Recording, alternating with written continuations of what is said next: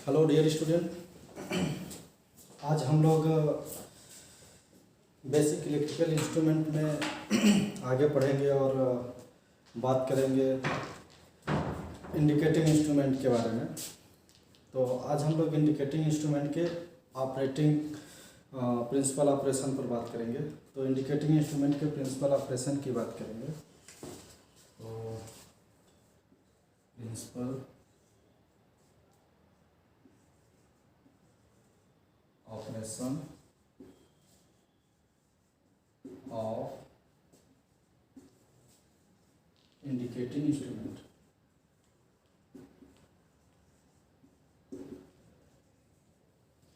Principal operation of indicating instrument, आज हम लोग इसके बारे में बात करेंगे। तो principle operation of indicating instrument की अगर हम लोग बात करें तो सबसे पहले बात तो हम लोग अगर ध्यान दें तो प्रिंसिपल ऑपरेशन में तो मैग्नेटिक इफेक्ट की बात करें। पहला अगर हम लोग ध्यान दें तो मैग्नेटिक इफेक्ट,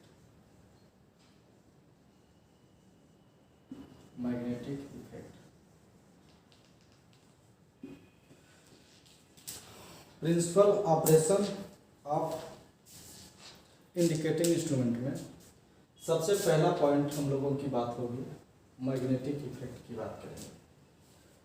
अगर हम लोग मैग्नेटिक इफेक्ट की बात करें तो मैग्नेटिक इफेक्ट क्या है, इसके बारे में आप लोगों को मैग्नेटिक फील्ड में पढ़ाया गया है, बताया गया है कि मैग्नेट किसी भी मैग्नेटिक गुण रखने वाले पार्टिकल को अपनी ओर अट्रैक्ट या फिर रिपेल करता है। तो जैसे कि दो मैग्नेट हो जाएं, सेम पोलैरिटी हो, यानी कि नॉर्थ नॉर्थ हो या साउथ साउथ हो तो अपोज करेंगे। अगर अपोजिट पोलैरिटी है नॉर्थ साउथ तो एक दूसरे को अट्रैक्ट करेंगे। अगर हम किसी पार्टिकल की बात करें जैसे आयरन है तो अट्रैक्ट करेगा। तो मैग्नेटिक इफेक्ट की हम बात करें तो यहाँ पे यह दो प्रकार का बनाया जाता है, एक अट्रैक्शन टाइप से बनाया जाता है और एक रिपल्सन टाइप से बनाया जाता है। तो इसके बारे में हम लोग ज़्यादा जानकारी नहीं रखेंगे, बस आप लोग ध्यान रखिए कि ये टाइप का होता है क्योंकि आपके सिलेबस की नहीं बात होगी। अगर हम लोग मैग्नेटिक इफेक्ट की बात करें तो यह एसी और डीसी दोनों टाइप के, एसी और डीसी दोनों टाइप के इंस्ट्रूमेंट बनाए जाते हैं। यानी एसी टाइप का इंस्ट्रूमेंट भी आप बनाएंगे मैग्नेटिक टाइप मैग्नेटिक इफेक्ट से, और डीसी टाइप का भी इंस्ट्रूमेंट हम लोग बनाएंगे। जैसे अगर हम एग्जांपल की बात करें तो इसका MI instrument, moving iron instrument, यानी मूविंग आयरन इंस्ट्रूमेंट एसी और डीसी दोनों पे कार्य करता है। आप लोग याद रखेंगे, बाकी इसके बारे में हम लोग आगे डिस्कशन करेंगे। अगर हम लोग दूसरी बात करें तो इलेक्ट्रोमैग्नेटिक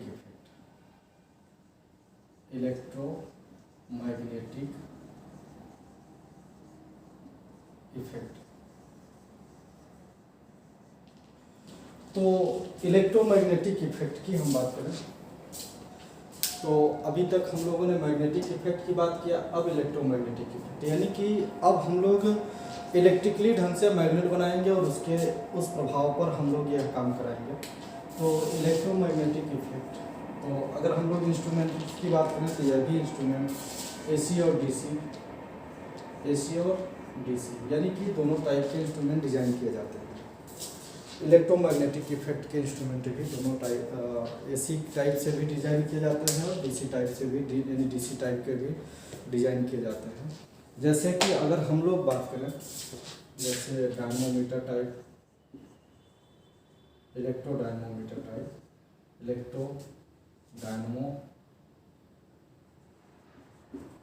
टाइप, तो ये एसी और डीसी दोनों के लिए डिजाइन किया जाता है। और अगर हम लोग पीएमएमसी की बात करें तो यह केवल डीसी के लिए डिजाइन किया जाता है। इलेक्ट्रोडायनोमीटर टाइप का इंस्ट्रूमेंट जो होता है एसी डीसी दोनों के लिए डिजाइन किया जाता है। और पीएमएमसी इंस्ट्रूमेंट जो होता है यह केवल डीसी के लिए डिजाइन किया जाता है। तो अगर हम तीसरे इंस्ट्रूमेंट की बात करें जैसे अगर आपको तीसरे इंस्ट्रूमेंट की बात करें, तीसरे प्रिंसिपल की बात करें तो heating effect, heating effect, heating effect, heating effect से, या फिर इसको हम लोग यूँ कह लें थर्मल इफेक्ट, क्या कह लें, थर्मल,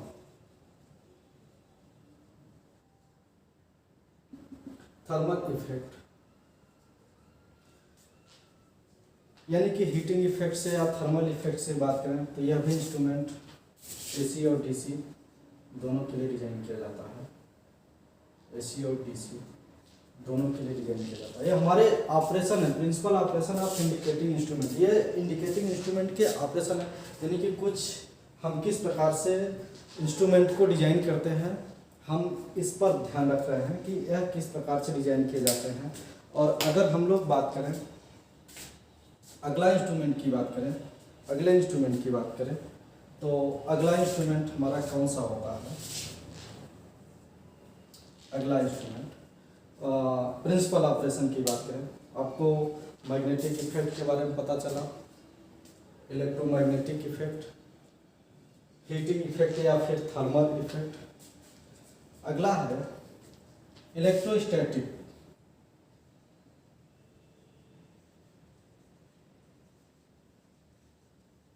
इलेक्ट्रोस्टैटिक टाइप। तो इलेक्ट्रोस्टैटिक इफेक्ट या इलेक्ट्रोस्टैटिक टाइप के यानी इफेक्ट पर ही हम करेंगे तो टाइप ही कर लेंगे, इलेक्ट्रोस्टैटिक टाइप इंस्ट्रूमेंट या इलेक्ट्रोस्टैटिक टाइप, इलेक्ट्रोस्टैटिक इफेक्ट से। यह केवल डीसी के लिए डिजाइन किया जाता है और हाई वोल्टेज मेजर करने के लिए इसका प्रयोग हम लोग केवल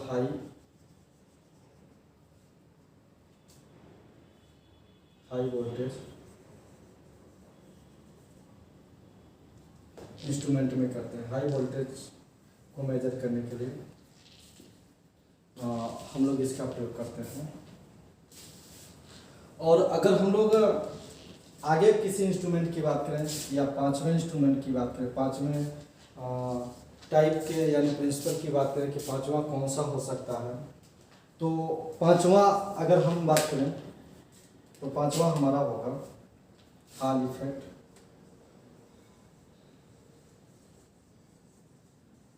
हॉल इफेक्ट। यह भी एसी और डीसी के लिए डिजाइन किया जाता है। Hall effect, hall effect instrument भी एसी और डीसी दोनों के लिए डिजाइन करते हैं। फिर आगे अगर हम बात करें छठवें नंबर की बात करें तो छठवां नंबर तो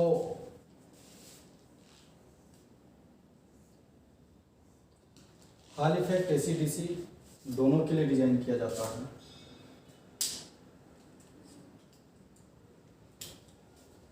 केमिकल इफेक्ट, केमिकल इफेक्ट यह केवल डीसी के लिए डिजाइन करते हैं। केमिकल इफेक्ट केवल डीसी के लिए डिजाइन करते हैं। और अगला हम लोग बात करें, जैसे मान लेते हैं 7 नंबर की बात करें, इंडक्शन।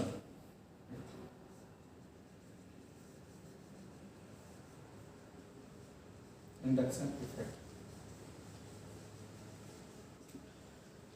Induction effect. अगर इंडक्शन इफेक्ट की हम बात करें तो इंडक्शन इफेक्ट केवल एसी के लिए डिजाइन किया जाता है। इंडक्शन इफेक्ट केवल एसी के लिए डिजाइन किया जाता है। इंडक्शन इफेक्ट जो होता है किसके लिए डिजाइन करते हैं, केवल एसी के लिए डिजाइन किया जाता है। इंडक्शन इफेक्ट से केवल एसी टाइप का इंस्ट्रूमेंट डिजाइन कर सकते हैं। और अगर हम लोग इसके एग्जाम्पल की बात करें तो आपको इंडक्शन टाइप एनर्जी मीटर की बात कर लेते हैं।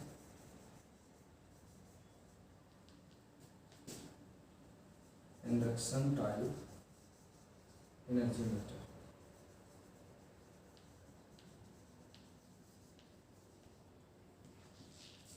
तो हम लोगों ने क्या देखा कि जो principle operation of indicating instrument है वह कुछ 7 प्रिंसिपल का हम लोग प्रयोग करते हैं। पहला जैसे मैग्नेटिक इफेक्ट की बात कर लेते हैं, electromagnetic effect, heating effect, electrostatic effect, hall effect, chemical effect और इंडक्शन इफेक्ट। इतने इफेक्टों का प्रयोग करके हम लोग इंडिकेटिंग इंस्ट्रूमेंट का प्रयोग करते हैं। मैग्नेटिक इफेक्ट आपका AC DC दोनों के लिए डिजाइन किया जाता है। इसका एग्जांपल जैसे हमारी मूविंग आयरन इंस्ट्रूमेंट हो जाता है। इलेक्ट्रोमैग्नेटिक इफेक्ट यह भी AC और DC दोनों के लिए डिजाइन करते हैं, जैसे कि डायनमोमीटर टाइप इलेक्ट्रोडायनमोमीटर टाइप का इंस्ट्रूमेंट AC DC दोनों के लिए डिजाइन करते हैं। PMMC इंस्ट्रूमेंट है या DC के लिए डिजाइन करते हैं।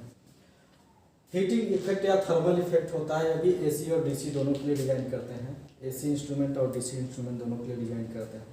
इलेक्ट्रोमैग्नेटिक इफेक्ट है, इलेक्ट्रोमैग्नेटिक इफेक्ट या केवल इलेक्ट्रोस्टैटिक इफेक्ट या केवल DC के लिए डिजाइन किया जाता है। DC टाइप के इंस्ट्रूमेंट के लिए डिजाइन हम लोग करते हैं, या हाई वोल्टेज मेजर के लिए, किसके लिए, हाई वोल्टेज मेजर के लिए करते हैं। हॉल इफेक्ट, इस पर ध्यान रखिएगा, केवल हाई वोल्टेज के लिए इसका हम लोग प्रयोग करते हैं, किसी और चीज़ के लिए नहीं करते हैं। हॉल इफेक्ट की बात करें तो यह AC और DC दोनों के लिए हॉल इफेक्ट का भी प्रयोग करते हैं।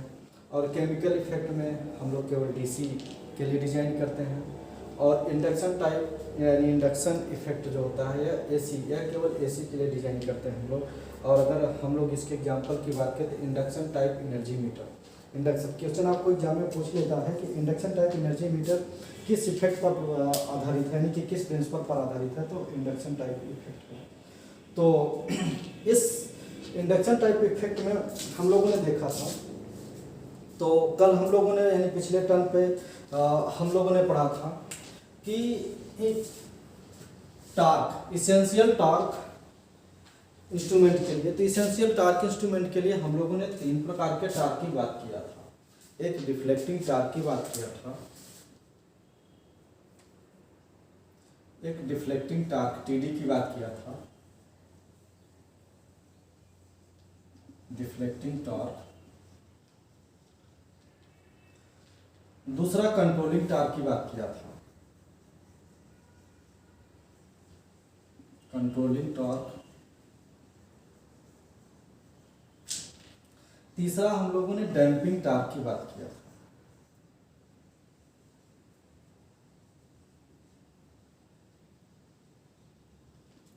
तो आज हम लोग कोशिश करेंगे इन तीनों टार्कों के बारे में जानकारी लेने की।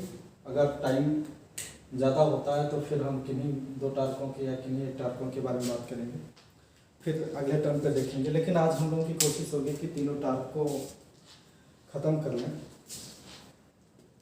तो यहाँ पे आप लोग देख रहे हैं कि 3 टार्क की, तो सबसे इम्पोर्टेंट टार्क है आपका, सबसे इम्पोर्टेंट तो टार्क आप नहीं कर सकते, क्योंकि अगर ये तीनों टार्क नहीं रहेंगे तो फिर आप इंडिकेटिंग इंस्ट्रूमेंट को ऑपरेट कर नहीं सकते और ना ही आप इसको बना सकते हैं। तो इसलिए ये इसेंशियल टार्क है, यानी कि तीनों आवश्यक हमारे टार्क हैं जो कि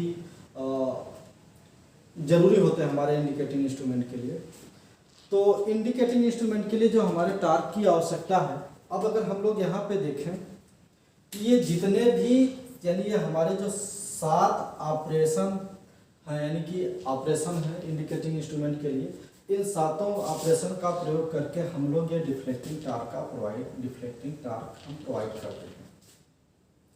तो डिफ्लेक्टिंग टार्क प्रोवाइड करने के लिए हम लोग इनमें से कोई भी मैग्नेटिक इफेक्ट का भी प्रयोग कर लेते हैं, इलेक्ट्रोमैग्नेटिक इफेक्ट का प्रयोग कर लेते हैं, या फिर हीटिंग इफेक्ट का प्रयोग कर लेते हैं, electrostatic effect, hall effect, chemical effect और इंडक्शन इफेक्ट। तो इनमें से किसी का प्रयोग करके हम लोग डिफ्लेक्टिंग टार्क का प्रयोग कर लेते हैं। जो कि डिफ्लेक्टिंग टार्क क्या करता है, यहाँ पे अगर हम लोग बात करें तो डिफ्लेक्टिंग टार्क की आप लोग इसको नोट कर लीजिएगा, ये आपके बहुत ही ज़रूरी है, आपके एग्जाम में क्वेश्चन पूछ लिया जाता है। जैसे हाई वोल्टेज मेजर करने के लिए तो कौन से इफेक्ट का, या फिर डायनोमीटर किस AC या DC किस पर काम करता है, या PMMC किस पर काम करता है, आपसे क्वेश्चन पूछा जाता है।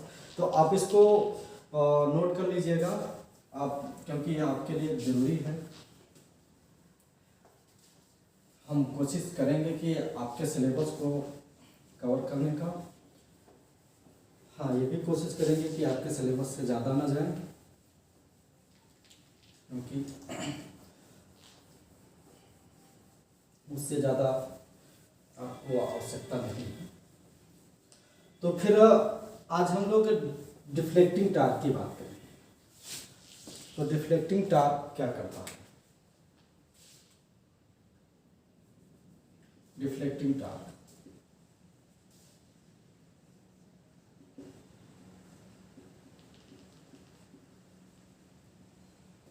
तो डिफ्लेक्टिंग टार्क अभी हम लोगों ने देखा, इन जो सातों ऑपरेशन लिखे थे इनमें से किसी भी का प्रयोग करके हम लोग डिफ्लेक्टिंग टार्क प्रोवाइड कर सकते हैं। तो ध्यान रखिएगा। तो deflecting torque TD directly proportional to measured quantity, directly proportional to quantity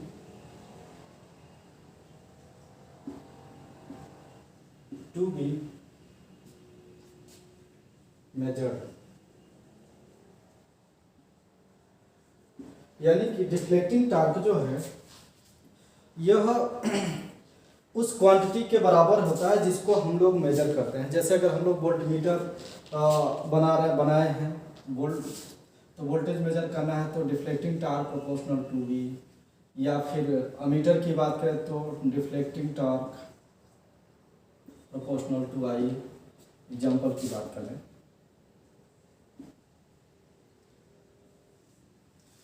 या फिर एनर्जी मीटर है तो हम लोग कह सकते हैं कि deflecting torque proportional to energy meter, energy. Power watt meter, यानी जैसे पावर मेजर करना है तो deflecting torque proportional to power, है ना।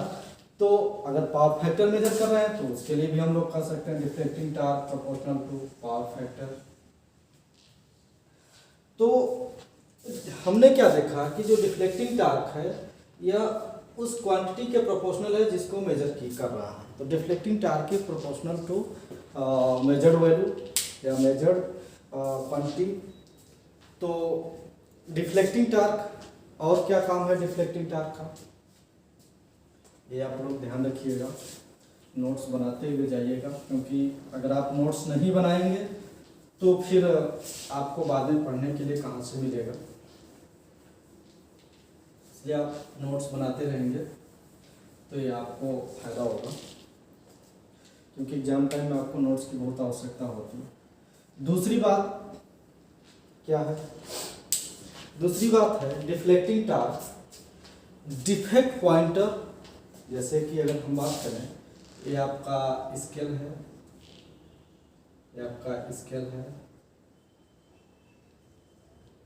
आपका पिवोटेड पॉइंट है यहाँ से, और ये आपका जीरो पोजीशन पर है, मान लेते हैं जीरो पोजीशन। ये आपका FSD है, फुल स्केल, है ना। तो FSD है, फुल स्केल डिस्प्लेसमेंट, यानी कि यह मैक्सिमम स्केल है, यानी कि यहाँ से यहाँ तक है। तो अभी यहाँ पे देखें तो अगर ये 0 पॉइंट है, यहाँ पे पिवोटेड पॉइंट है, आपका ये पॉइंटर जो है, पॉइंटर यहाँ पर है। अब अगर हम लोग इसको सप्लाई दें, यहाँ पे हम लोग सप्लाई दें भी वोल्ट की, या फिर करंट दे रहे हैं तो भी वोल्ट सप्लाई दे रहे हैं, तो अब यहाँ से क्या होगा कि सप्लाई दे रहे हैं तो ये पॉइंटर यहाँ पे जब टार्क उत्पन्न होगा, अभी टार्क क्यों होगा, डिफ्लेक्टिंग टार्क, है ना। तो यह टार्क इस पॉइंटर को अपने इनिशियल पॉइंट यानी जीरो से यह किसी पॉइंट पर, यानी रिक्वायर्ड वैल्यू पर जाके यह रोकने की कोशिश करेगा। यानी कि टीडी जो होता है, टीडी यानी deflecting torque, TD deflect the pointer, TD deflect to pointer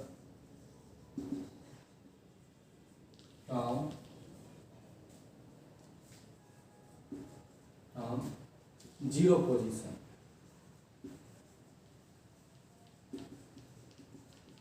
है ना। हम लोगों ने क्या देखा कि जो डिफ्लेक्टिंग टार्क है यह पॉइंटर को 0 से किसी भी पॉइंट पर यह क्या कर रहा है, डिफेक्ट कर रहा है, यानी कि उसको अपने स्थान से हटाने की कोशिश कर रहा है ना। तो अब यह हटाने की कोशिश कर रहा है या कि ये किसी भी पॉइंट पर ले जाने की कोशिश करेगा। अच्छा, तो यह डिफ्लेक्टिंग टार्क है। डिफ्लेक्टिंग टार्क यानी पॉइंटर को अपने पोजीशन 0 पोजीशन से किसी भी पोजीशन पर ले जाने की कोशिश करता है। अब ये किस पोजीशन पर ले जाने की कोशिश करेगा ये हम लोग बाद में देखते हैं। तो ये दोनों पॉइंट आपको याद रहे तो अच्छा रहेगा। अब हम लोग क्या देखें, पॉइंटर को डिफ्लेक्टिंग टार्क जो है अपने 0 पोजीशन से ले जाके कहीं डिफेक्ट कर रहा है। तो अगर हम देखें यहाँ पे तो यह पॉइंटर जब यहाँ से चलना शुरू होगा, यानी कि इस पर डिफ्लेक्टिंग टार्क TD लगेगा। इस पर डिफ्लेक्टिंग टार्क जब TD लगेगा तो यह कौन सी बिंदु पर, कहाँ पर जाके रुकेगा, ये भी आपके एग्जाम में क्वेश्चन पूछा जाता है। तो अगर हम देखें तो डिफ्लेक्टिंग टार्क जब यहाँ से लगा तो क्या यहाँ पे रुकेगा, क्या पता नहीं, लेकिन हाँ अगर यहाँ पे हमने कोई और अरेंजमेंट नहीं कर रखा है तो यह पॉइंटर यहाँ पे न रुककर ये सीधा आके अपने मैक्सिमम यानी FSD फुल स्केल डिस्प्लेसमेंट जहाँ पे होता है वहाँ पे आके रुकेगा। अच्छा, वहाँ पे क्यों रुकेगा, क्योंकि यहाँ पे इतनी ड्रिल लगी होती है, अब इसके आगे उसको जाने ही नहीं देगा, है ना। तो इसका मतलब है कि अगर डिफ्लेक्टिंग टार्क लगेगा तो सीधे वहाँ पे जाके रुकेगा। इसका मतलब हमें क्या समझ में आता है, इसका मतलब हमें यह समझ में आता है कि इस रिक्वायर्ड वैल्यू की पर इस पॉइंटर को यानी कि रिक्वायर्ड वैल्यू पर, यानी कि कितने वोल्ट की या किसी भी वैल्यू की आवश्यकता पड़ती है, तो उस वैल्यू पर, रिक्वायर्ड वैल्यू पर इस पॉइंटर को रोकने के लिए हमें यहाँ पर कोई व्यवस्था करनी पड़ेगी, यानी इस डिफ्लेक्टिंग टार्क का अपोज करना पड़ेगा। इस डिफ्लेक्टिंग टार्क के अपोज के लिए हमें कुछ न कुछ व्यवस्था रखनी पड़ेगी। तो इस डिफ्लेक्टिंग टार्क के अपोज के लिए हमें जो व्यवस्था रखनी पड़ेगी, सॉरी,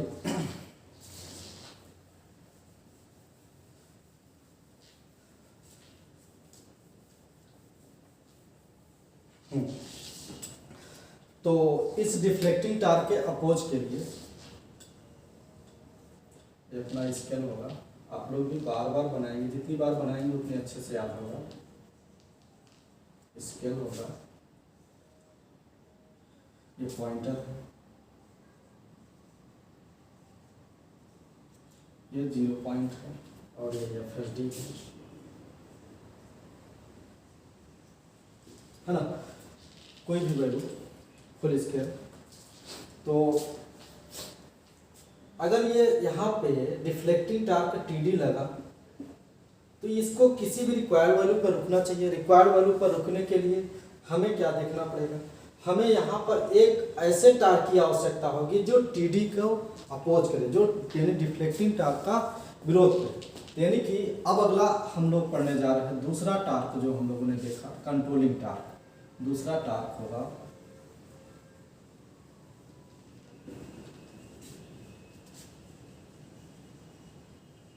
है ना।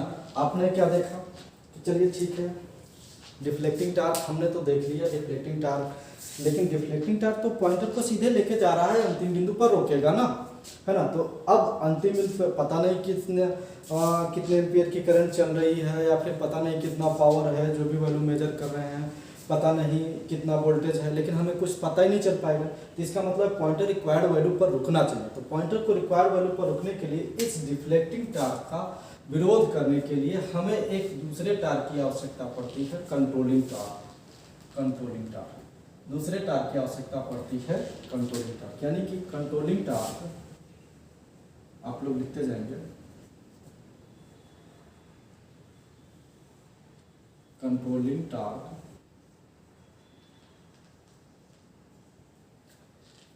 अपोज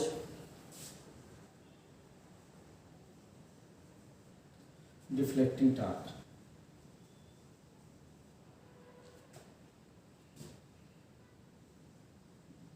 डिफ्लेक्टिंग टार्क है ना। कंट्रोलिंग टार्क जो है यह डिफ्लेक्टिंग टार्क का अपोज करेगा। विरोध करेगा, है ना। दूसरी बात, deflecting torque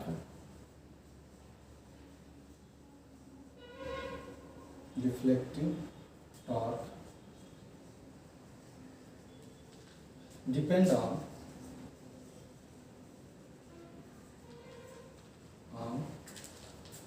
controlling torque. Sorry हम लोगों ने पूछा है कंट्रोलिंग टार्क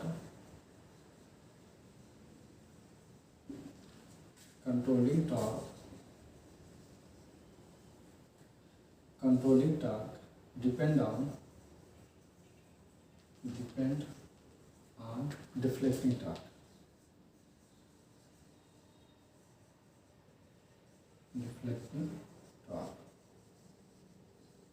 है ना। Controlling torque oppose deflecting torque. Controlling torque क्या कर रहा है, डिफ्लेक्टिंग टार्क का अपोज कर रहा है। और controlling torque depend on deflecting torque. Controlling torque deflecting torque पर निर्भर करता है, यानी कि जितना ज़्यादा डिफ्लेक्टिंग टार्क होगा उतने ज़्यादा कंट्रोलिंग टार्क होगा। अब कंट्रोलिंग टार्क की कितने प्रकार से होता है हम लोग बात करें तो कंट्रोलिंग टार्क, इसको आप लोग नोट कर लीजिएगा।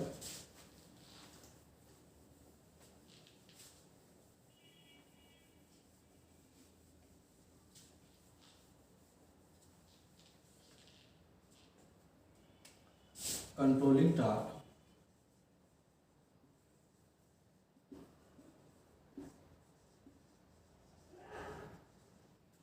यह दो प्रकार का होता है। एक तो स्प्रिंग कंट्रोल होता है, स्प्रिंग कंट्रोल। दूसरा ग्रेविटी कंट्रोल।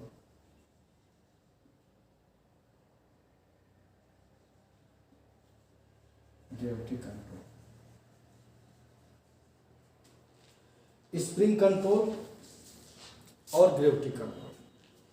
कंट्रोलिंग टार्क दो टाइप का होता है, एक स्प्रिंग कंट्रोल और दूसरा ग्रेविटी कंट्रोल। तो हमने क्या देखा कि जो कंट्रोलिंग टार्क है यह TC, controlling torque TC depend on deflecting torque, यानी कि यह depend on deflecting torque. Controlling torque deflecting torque के प्रोपोर्शनल होता है, यानी कि कंट्रोलिंग टार्क डिपेंड करता है कि कितना ज़्यादा डिफ्लेक्टिंग टार्क है, और कंट्रोलिंग टार्क अपोज करता है डिफ्लेक्टिंग टार्क का। अब जैसे अगर हम लोग देखें, अगर हम लोग बात करें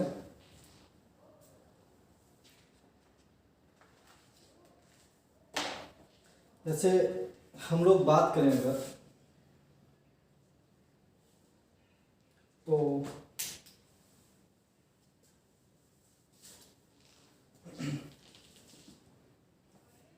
है ना, तो यहाँ पे जब ये पॉइंटर यहाँ से अपने स्थित से दूसरे पोजीशन पर चलता है, अगर यह पॉइंटर यहाँ पर रुकता है, यहाँ किसी भी वैल्यू पर, रिक्वायर्ड वैल्यू पर, तो यहाँ पर अब इस पोजीशन पर रुकने के लिए हमें कोई व्यवस्था देनी पड़ी जो कि यहाँ पे रुके।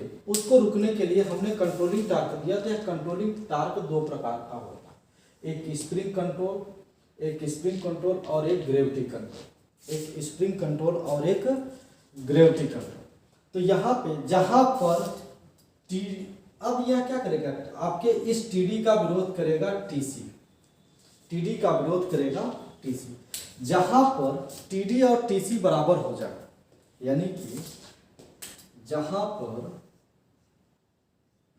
टीडी और टीसी बराबर हो जाए, जैसे कि आपका ये पहले जीरो पोजीशन पर था, यहाँ पे था, और अभी जो है आपका यह यहाँ पर आता है, आपका पॉइंटर यहाँ पे पहुँचता है, यह आपका पॉइंटर है। आपका पॉइंटर यहाँ पे पहुँचता था, टीडी तो इधर आपका काम कर रहा है टीडी, और टीसी आपका इधर काम कर रहा है, यानी कि आपका टीसी जो होता है टीडी का अपोज करेगा। इसका मतलब यहाँ पर TD is equal to TC. जहाँ पे आपका टीडी और टीसी दोनों बराबर हो जाए वहाँ पर आपका पॉइंटर जाके रुक जाता है। रियल में तो रुकता नहीं है, वाइब्रेट करता रहेगा, एक्सीलरेशन करता रहेगा, इसके बारे में हम लोग आगे देखते हैं। तो जहाँ पर टीडी और टीसी रुकता है यानी कि, और जहाँ पे पॉइंटर रुकता है वहाँ पर टीडी बराबर टीसी। तो अब यह कहाँ पे रुकेगा जाके पॉइंटर, जहाँ पे डिफ्लेक्टिंग टार्क और टीसी यानी कंट्रोलिंग टार्क के बराबर हो जाएगा वहाँ पे पॉइंटर रुक जाएगा, और हम उस वैल्यू को देख लेंगे और हम उसी वैल्यू को मान लेते हैं कि जैसे वोल्टेज मेजर करा तो फलाना वोल्ट, या फिर करंट है तो वह वोल्ट वह करंट, यानी उतने एम्पियर की करंट चल रही है, पावर है तो उतने वाट की पावर है। इस तरह से हम लोग देख लेते हैं। तो अब हम लोग एक कंट्रोलिंग टार्क के बारे में एक एक करके बात करते हैं, ग्रेविटी कंट्रोल, स्प्रिंग कंट्रोल और ग्रेविटी कंट्रोल के बारे में।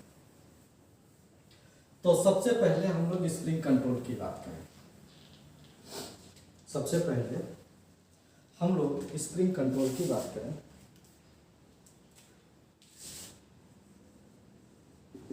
स्प्रिंग कंट्रोल है ना।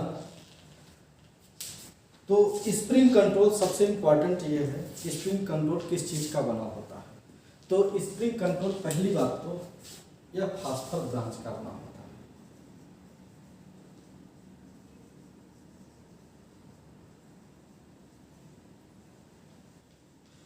यह किस चीज का बना होता है, फास्फर ब्रांच का। और हेयर स्प्रिंग, तो जो स्प्रिंग कंट्रोल होता है फास्फर ब्रांच स्प्रिंग का बना होता है, बहुत पतला होता है बाल की तरह, इसलिए हम लोग हेयर स्प्रिंग भी उससे बोलते हैं। तो हेयर स्प्रिंग, तो स्प्रिंग कंट्रोल में सबसे पहले हम बात करें तो स्प्रिंग किस चीज़ की बनी होती है। तो जो स्प्रिंग बनी होती है वह फास्फर ब्रांच की बनी होती है। किस चीज़ की बनी होती है, फास्फर ब्रांच की स्प्रिंग बनी होती है, बहुत पतली स्प्रिंग होती है। और स्प्रिंग में इस स्प्रिंग की जो स्प्रिंग कॉइल होता है, स्प्रिंग होता है, यह फास्फर ब्रांच की बनी होती है। दूसरी बात, इसका एक काम और होता है, स्प्रिंग जो होती है यह क्या काम करता है, किस चीज का बना होता है, फास्फर ब्रांच की। इसका जो काम है यह लगभग दो काम होता है। तो एक मेन काम तो होता है कि कंट्रोल टार्क प्रोवाइड करना, कंट्रोल टार्क प्रोवाइड करना, यह कंट्रोल टार्क प्रोवाइड करता है। दूसरा इसका एक और हम लोग काम यूज कर लेते हैं, यह कनेक्शन के लिए, यानी कि लीड इन वायर का काम भी करता है।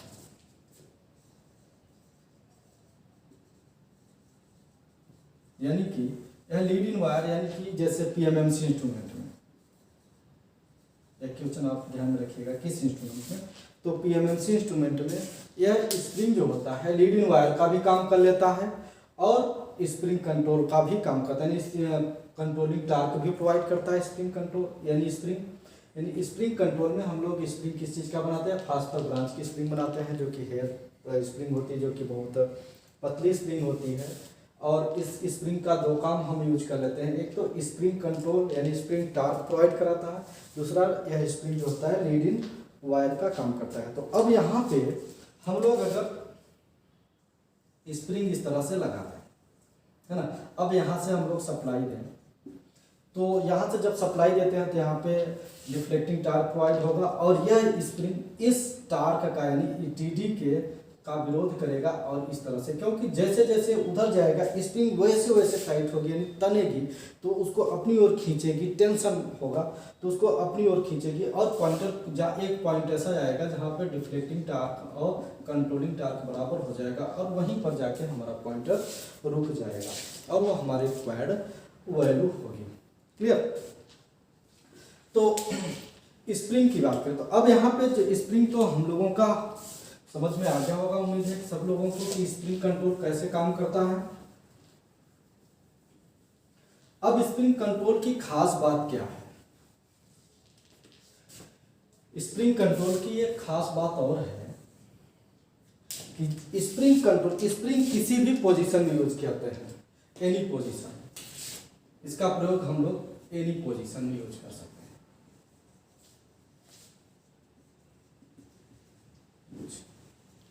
इसका प्रयोग हम किसी भी पोजीशन में यूज करते हैं, यानी किसी भी पोजीशन में, सीधा भी वर्टिकल रख सकते हैं, हॉरिजॉन्टल रख सकते हैं, किसी भी पोजीशन में रख सकते हैं, यानी पोजीशन इफेक्ट नहीं है यहाँ पर। दूसरी बात क्या है, यहाँ पे किसी भी पोजीशन में यूज कर सकते हैं। और एक खास बात और क्या है यहाँ पर कि जो स्प्रिंग होता है, यानी कि स्प्रिंग कंट्रोल वाली इंस्ट्रूमेंट का स्केल यूनिफॉर्म होता है, स्केल यूनिफॉर्म है ना।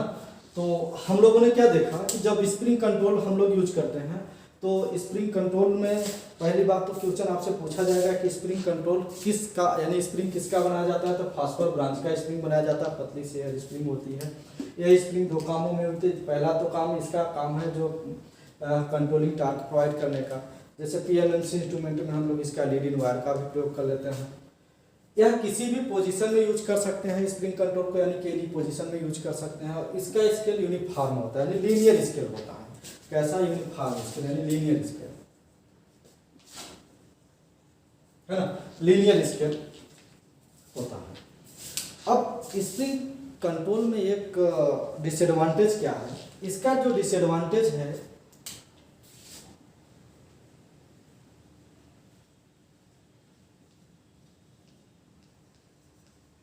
इसका डिसएडवांटेज यह है कि यह टेम्परेचर इफेक्ट इस पर बहुत ज़्यादा होगा। यानी टेम्परेचर इफेक्ट पड़ेगा तो स्प्रिंग ढीली हो जाएगी। जब स्प्रिंग ढीली हो जाएगी तो आपका एक कंट्रोलिंग टार्क जो है कमज़ोर हो जाएगा, यानी कि कंट्रोलिंग टार्क कम प्रोवाइड करा पाता है, तो हमें एक्यूरेट वैल्यू नहीं मिल पाता है। तो इस स्प्रिंग कंट्रोल में इफेक्ट ऑफ टेम्परेचर, यानी कि इस पर ताप का बहुत ज़्यादा प्रभाव पड़ता है। तो यहाँ पे डिसएडवांटेज में आप याद रख लीजिएगा, इफेक्ट ऑफ टेम्परेचर,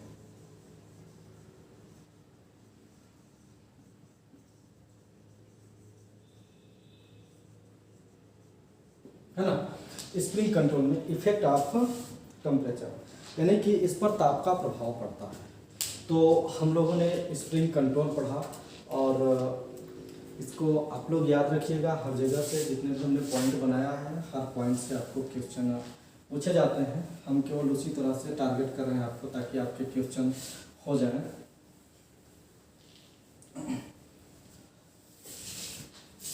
अब हम लोग आगे बात करें तो अगला हम लोगों का कंट्रोलिंग है ग्रेविटी कंट्रोल।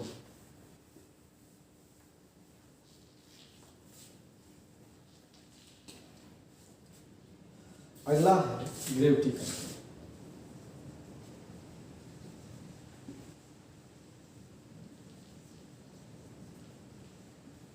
है ना। तो ग्रेविटी कंट्रोल क्या है?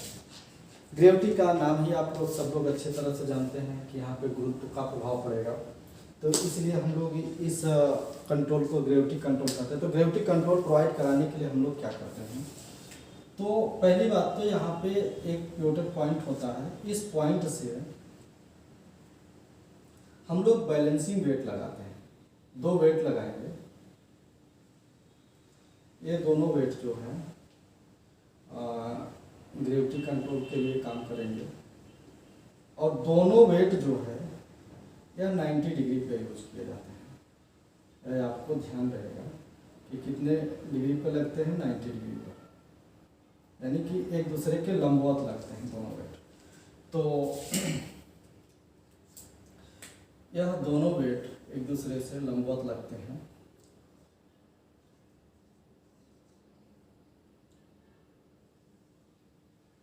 यहाँ 0 पोजीशन पर है,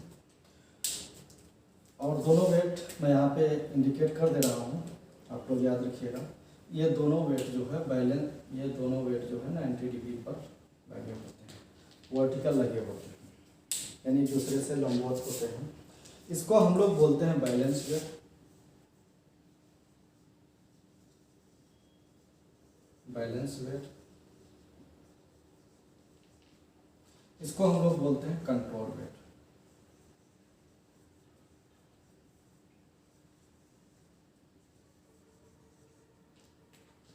बैलेंस वेट और कंट्रोल वेट यह एक दूसरे से 90 डिग्री पर लगे होते हैं, बैलेंस वेट और कंट्रोल वेट।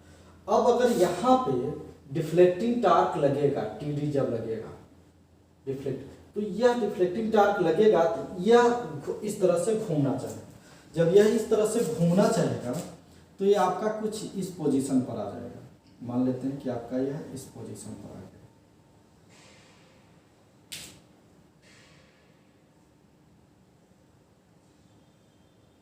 है ना, और आपका ये यहाँ पे आ गया।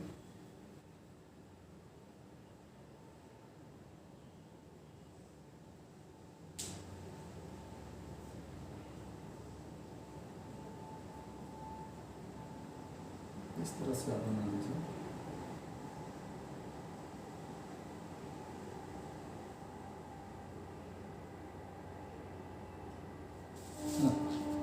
बस आप इस तरह से भी रख सकते हैं, अगर सेम सेम बना रहते हैं, है ना। तो अब जब ये घूम के ऐसे आ गया, यानी कि आपका ये पॉइंटर है और ये 0 है, आपका ये पॉइंटर जो यहाँ था, अब वह यह पॉइंटर कहीं यहाँ पर आ गया, यानी यहाँ पर TD बराबर TC हो, TD। अब ये आपका ये भार नीचे काम कर रहा होता है, W नीचे काम कर रहा होता है, यानी कि यह आपको एक बल इधर लगाएगा जो कि वापस इसको इसी पोजीशन में ले आने की कोशिश करेगा। तो कंट्रोल वेट इसको वापस फिर से ले आने का प्रयास करता है। तो अब जहां पे ये इसको उधर लेके जाएगा, फिर इसको इधर, तो यानी वापस इधर ले आने की कोशिश करा ना, तो डिफ्लेक्टिंग टार्क, यानी कि डिफ्लेक्टिंग टार्क का टीडी आपका इधर काम कर रहा और टीसी आपका इधर काम कर रहा ना, ये टीसी आपको ये इधर ले आने की कोशिश कर रहा, यानी कि इस पॉइंटर को वापस ऐसे ले जाने की कोशिश करा, और डिफ्लेक्टिंग टार्क उसको इधर ले आने की कोशिश करा। तो जब जहाँ पे दोनों बराबर हो जाता है वहीं पर जाके पॉइंटर रुक जाता है, वही हमारी रीडिंग होती है। तो इस तरह से हमारा ग्रेविटी कंट्रोल जो होता है यह काम करता है। तो ग्रेविटी कंट्रोल की खास बात क्या है? सबसे इम्पोर्टेंट बात तो ये है कि यह केवल वर्टिकल डायरेक्शन में यूज किया जाता है, यानी कि इसको हम लोग जैसे स्प्रिंग कंट्रोल को किसी भी पोजीशन में यूज किए थे, लेकिन यहाँ पर हम लोग इसको किसी भी पोजीशन में नहीं यूज करेंगे, यह केवल वर्टिकल डायरेक्शन यानी वर्टिकल पोजीशन में यूज होगा, वर्टिकल पोजीशन, यानी इसका प्रयोग हम लोग केवल वर्टिकल पोजीशन में यूज करेंगे। इसका प्रयोग हम लोग कहाँ पे यूज करेंगे? वर्टिकल पोजीशन में यूज करेंगे। दूसरी बात क्या है? इसको केवल वर्टिकल पोजीशन में यूज करेंगे। दूसरी बात, बैलेंसिंग यानी कंट्रोलिंग वेट,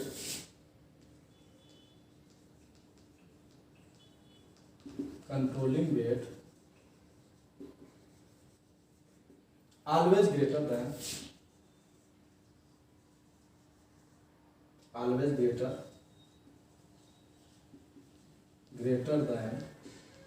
balancing weight।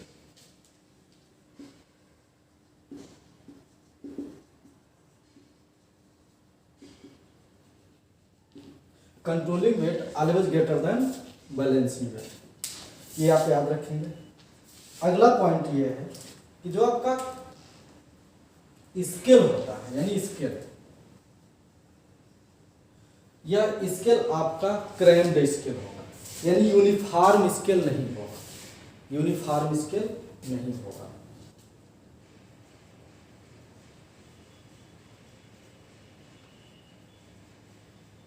है ना, यानी कि इसका स्केल यूनिफॉर्म नहीं होगा। तो इतना non uniform scale, non uniform scale यानी क्रैम्ड स्केल होगा, अर्थात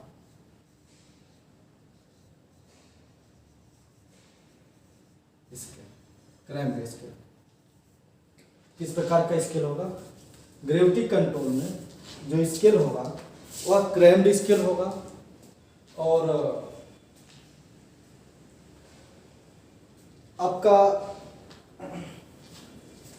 वर्टिकल डायरेक्शन में ही केवल यूज होगा, controlling weight always greater than balancing weight. आपको इतने पॉइंट एग्जाम व्यू को देखते हुए आपको इतने पॉइंट ध्यान में रहेगा, आपके लगभग क्वेश्चन हो जाएंगे। तो अब आगे हम लोग यहाँ पे क्या देख रहे हैं कि ग्रेविटी कंट्रोल से भी क्या हो रहा है कि फाइनली हमारा डिफ्लेक्टिंग टार्क और कंट्रोलिंग टार्क बराबर हो रहा है, तो वहीं पर जाके हमारा पॉइंटर रुक रहा है, और जब वहाँ पर पॉइंटर रुक रहा होता है तो हम लोग उस वैल्यू को मेजर कर लेते हैं। लेकिन क्या ये पॉइंटर रुकता है? तो बिल्कुल वहाँ पे रुकता है, लेकिन सबसे दिक्कत क्या है कि यह वहाँ पे जाके एक्सीलरेशन करने लगता है। तो एक्सीलरेशन वाले पॉइंट को हम लोग अगले टर्म पे समझते हैं। आज के लिए बस इतना ही।